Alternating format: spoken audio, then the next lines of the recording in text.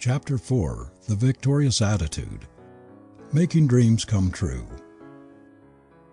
Every great soul of man has had its vision and pondered it until the passion to make the dream come true has dominated his life.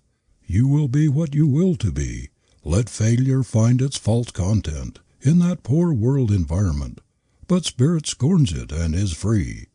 The human will, that force unseen, the offspring of a deathless soul, can hew a way to any goal, though walls of granite intervene. Washington, in a letter written when he was but 12 years old, said, "I shall marry a beautiful woman. I shall be one of the wealthiest men in the land. I shall lead the army of my colony. I shall rule the nation which I helped to create." General Grant, in his memoirs, says that as a boy at West Point he saw General Scott seated on his horse, reviewing the cadets, and something within him said, "Ulysses, some day you will ride in his place and be general of the army." Everyone knows how those boyish visions were realized by the mature men. The late J. Pierpont Morgan's fortune was built largely by the dynamic forcefulness of his thought, of his mental visualizing, the nursing of his youthful visions. He was a man of varied and aesthetic tastes, but he concentrated upon finance and he became the world's master in its science. Ancient Greece concentrated on beauty and art, and she became the great beauty model and art teacher of the world. The Roman Empire concentrated upon power and became mistress of the world. England concentrated on the control of the seas and commerce, and she has become the ruler of the seas and the greatest commercial nation in the world. We are a nation of money makers because Americans have concentrated largely upon the dollar. They think in its terms, they dream dollars. They hate poverty and they long for wealth. Whatever an individual or a people concentrates upon, it tends to get, because concentration is just as much of a force as is electricity. The youth who concentrates upon law, thinks law, dreams law, reads everything he can get a hold of relating to law, steals into courts, listens to trials at every chance he gets, is sure to become a lawyer. It is the same with any other vocational art, medicine, engineering, literature, music, any of the arts or sciences.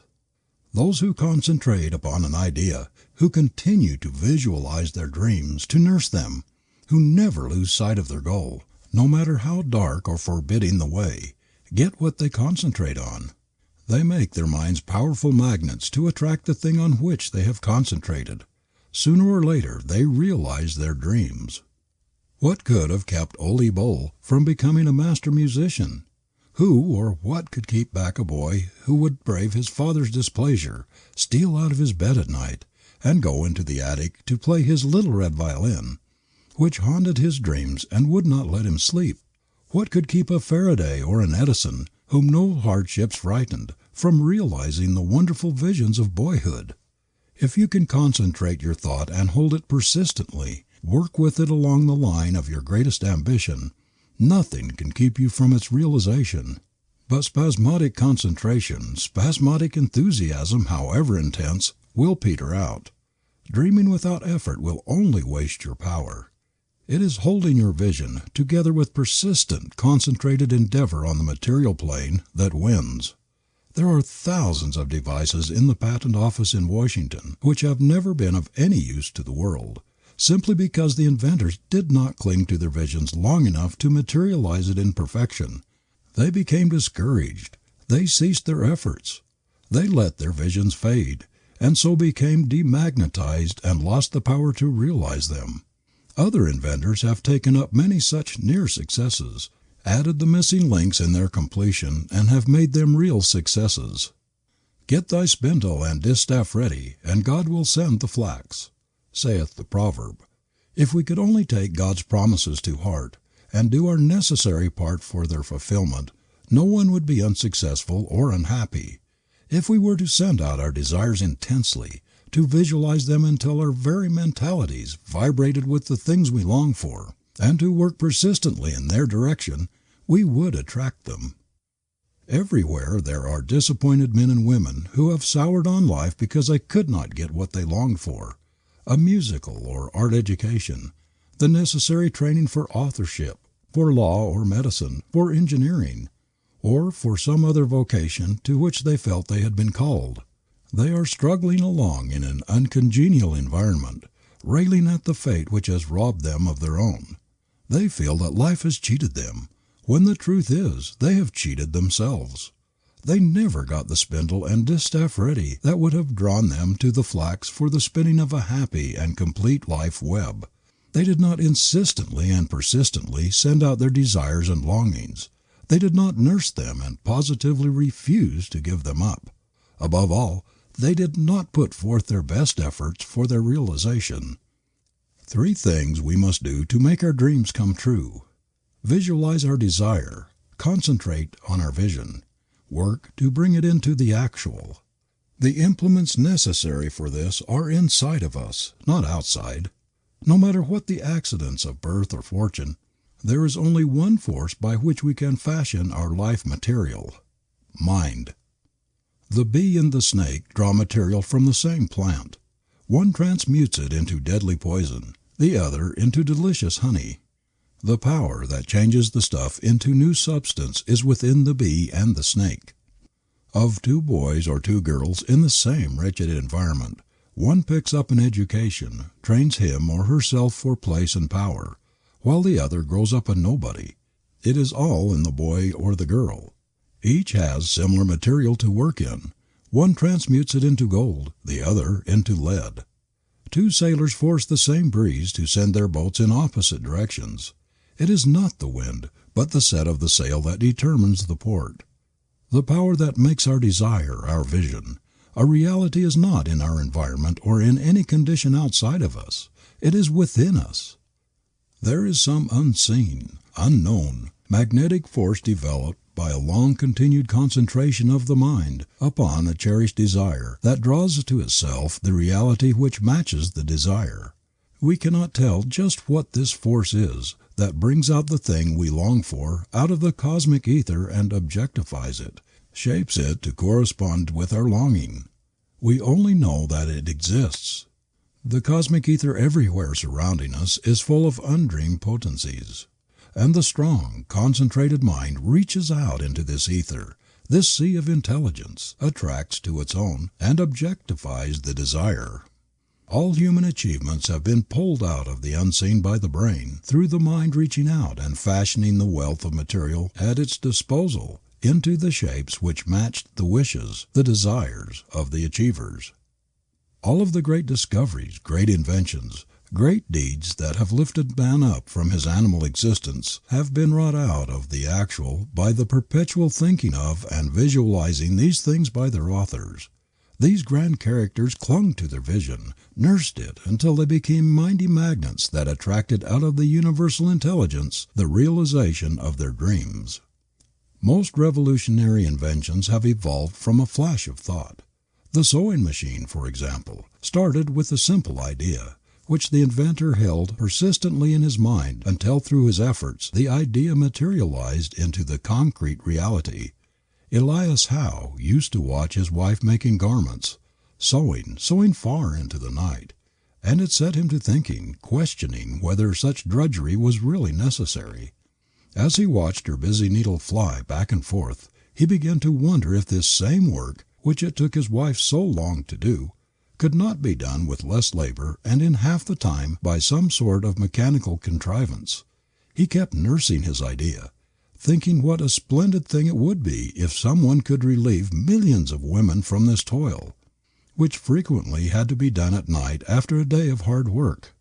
He began to experiment with crude devices, clinging to his vision through poverty and denunciation of friends, who thought the man must be crazy to spend his time on such a fool idea. But at last his vision materialized into a marvelous reality, a perfected machine which has emancipated the women of the world from infinite drudgery. The idea of the telephone was flashed into the mind of Professor Alexander Bell by the draw of a string through a hole in the bottom of a tin can, by means of which he found that the voice could be transmitted.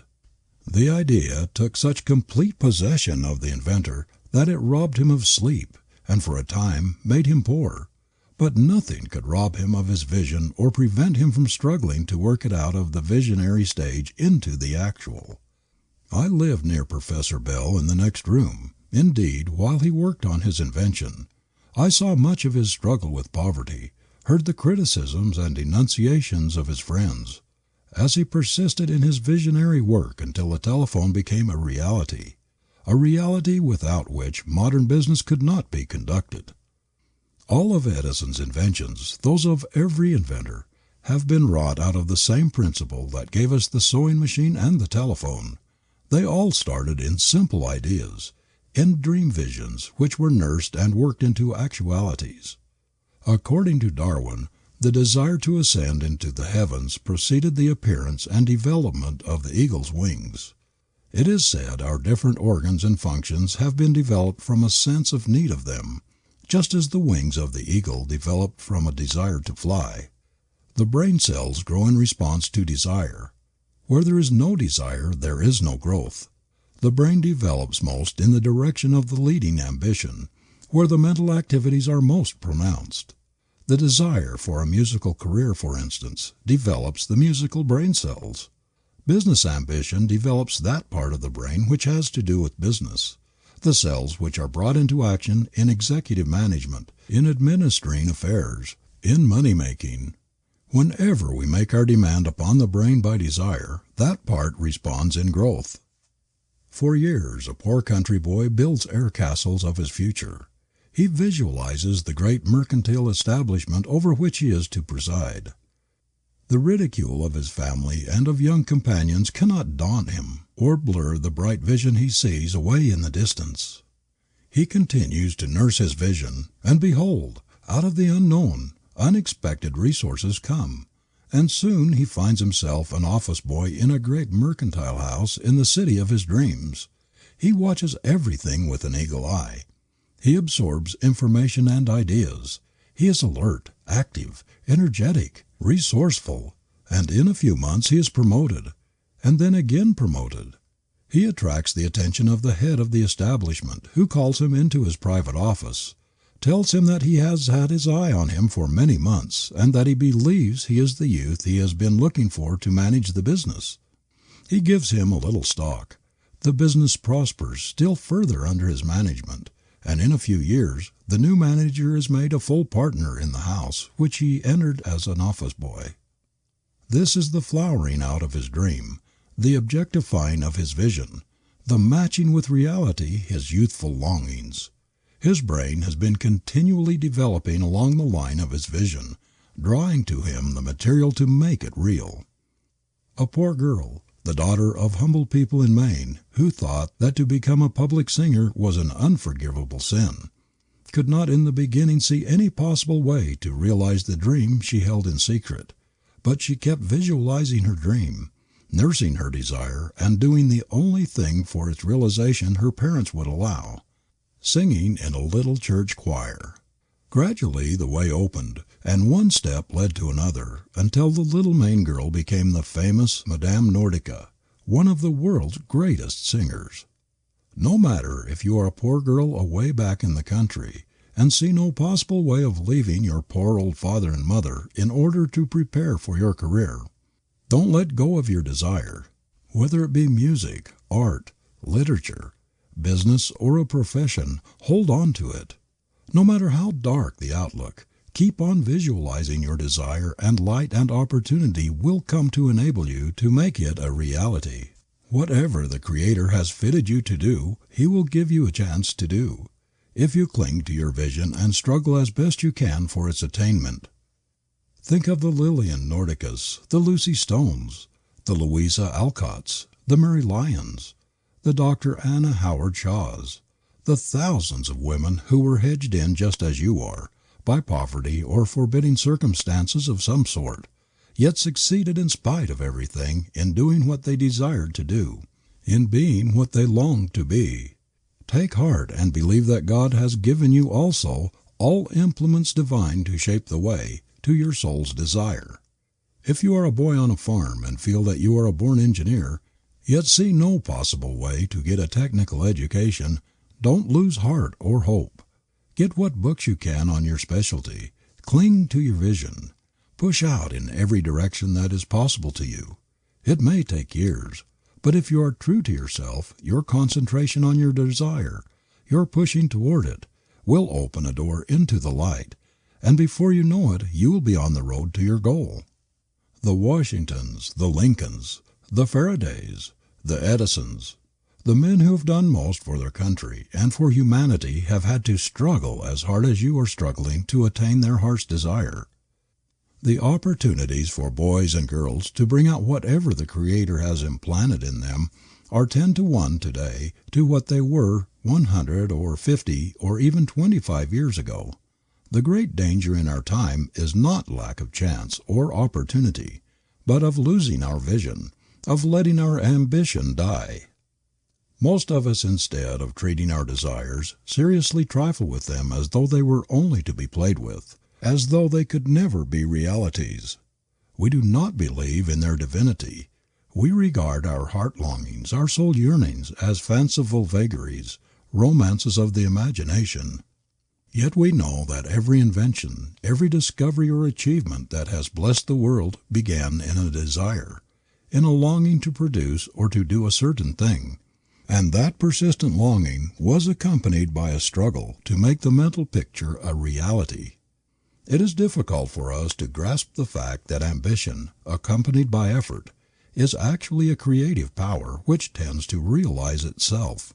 Our minds are like that of the doubting disciple who would not believe that his Lord had risen until he had actually thrust his finger into the side which had been pierced by a cruel spear. Only the things that we see seem real to us, when, as a matter of fact, the most real things in the world are the unseen.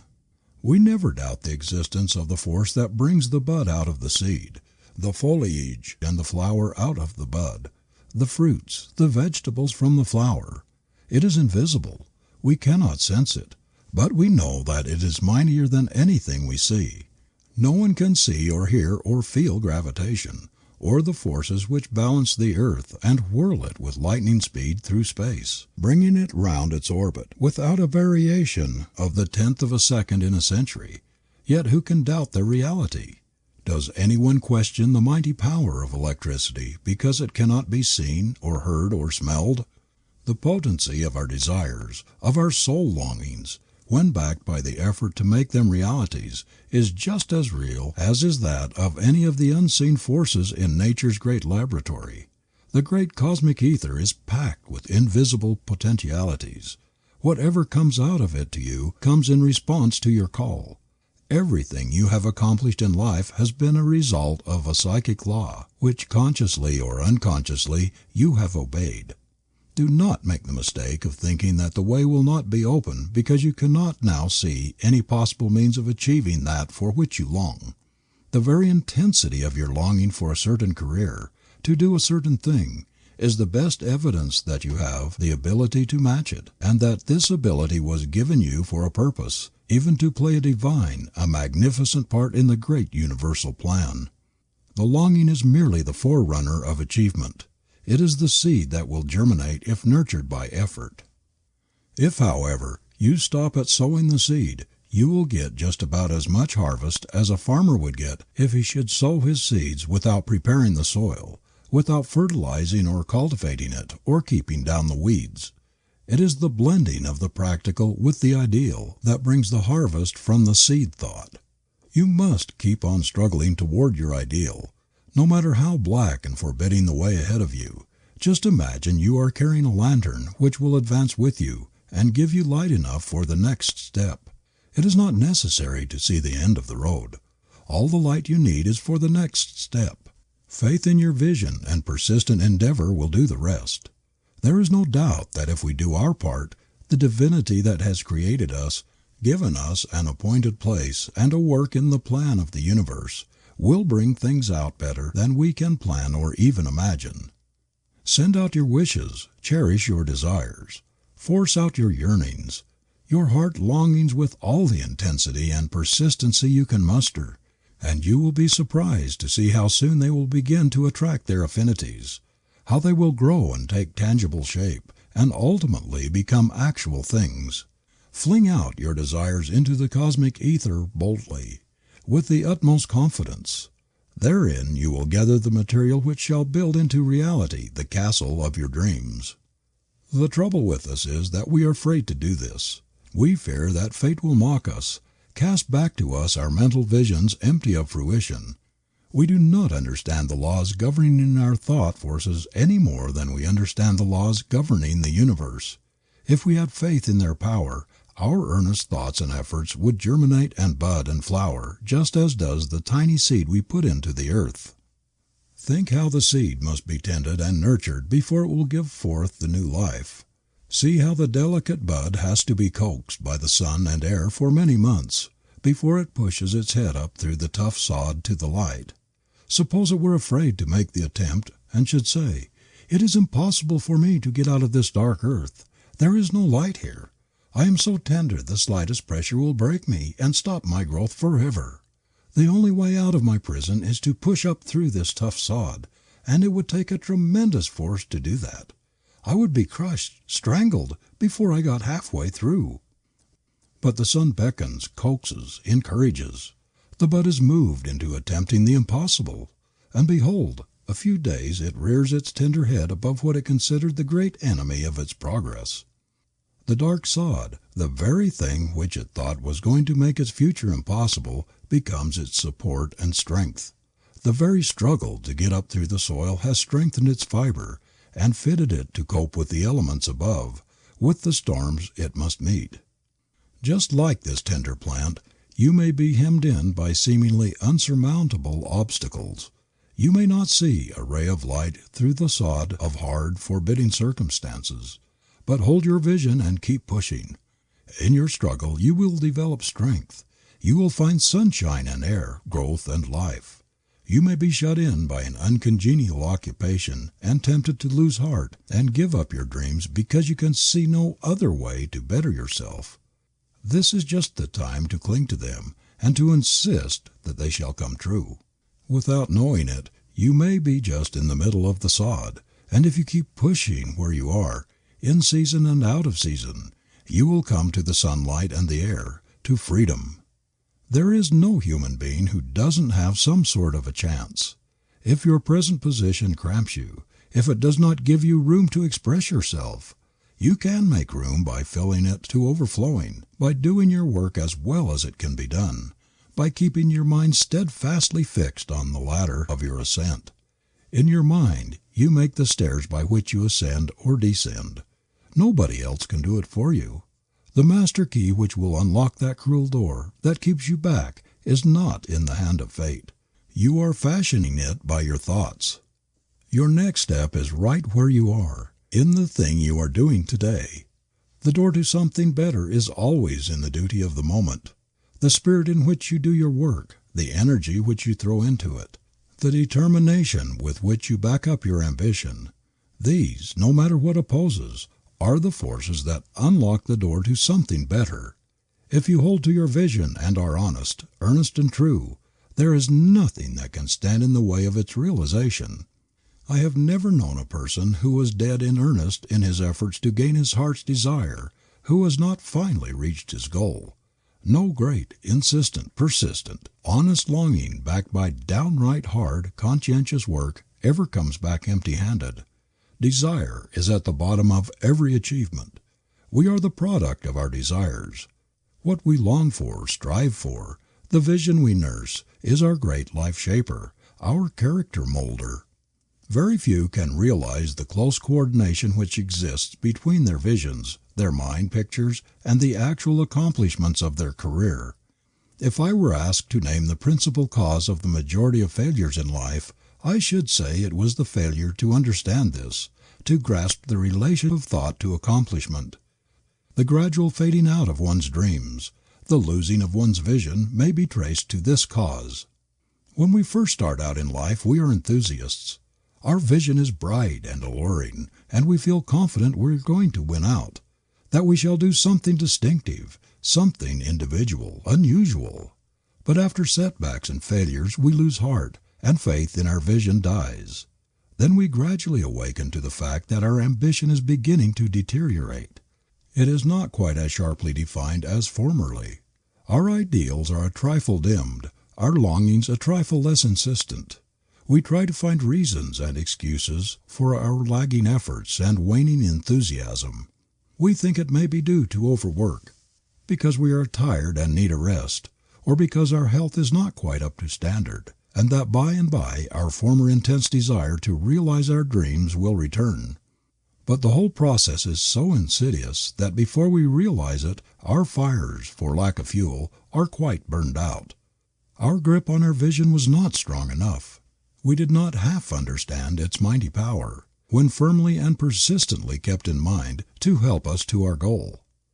What we get out of life depends very largely on fidelity to our visions. If we believe in them, we will not let them die for lack of nursing. If we really have ability to match them, and are not self-deceived by egotism, petty vanity and conceit, no misfortunes, no failure of plans, no discouragements, no obstacles, nothing in the world can separate us from them. We will cling to them to our dying day. The man who believes in his life vision, who is not a mere egotist or idle dreamer, who sees in his desire a prophecy of something which he is perfectly able to make come true. He is the man who has ever made the world move. He flings his life into his effort to match his vision with its reality. The world stands aside for such a one, for one who believes in his vision, who consecrates himself without reserve to its fulfillment. People know there is something back of the dreamer who has such faith in his life dream that he will sacrifice everything to make it come true. How much of a grip has your vision on you? Does it clutch you with a force that nothing but death can relax? Or does it hold you so lightly that you are easily separated from it, discouraged from trying to make it real? Constant discouragements are a great temptation to abandon one's life's dreams, to drop one's standards. One's vision is apt to become blurred in passing through great crises, in periods of general depression, in times of financial stress. But this is really the test of a strong character, that he does not allow obstacles to divert him from his one aim. The man who is made of the stuff that wins hangs on to his vision, even to the point of starvation, for he knows that there is only one way of bringing it down to earth, and that is by clinging to it through storm and stress, in spite of every obstacle and discouragement. Never mind what discouragements, misfortunes, or failures come to you. Let nobody, no combination of unfortunate circumstances, destroy your faith in your dream of what you believe you are made to do. Never mind how the actual facts seem to contradict the results you are after. No matter who may oppose you or how many others may abuse and condemn you, cling to your vision, because it is sacred. It is the God urge in you. You have no right to allow it to fade or to become dim. Your final success will be measured by your ability to cling to your vision through discouragement. It will depend largely upon your stick-to-itiveness, your bulldog tenacity. If you shrink before criticism and opposition, you will demagnetize your mind and lose all the momentum which you have gained in your previous endeavor. No matter how black or threatening the outlook, keep working, keep visualizing your life dream, and some unexpected way will surely open for its fulfillment. Put out of your mind forever any thought that you can possibly fail in reaching the goal of your longing. Set your face toward it. Keep looking steadfastly in the direction of your ambition, whatever it may be. Resolve never to recognize defeat, and you will, by your mental attitude, your resolution, create a tremendous force for the drawing of your own to you.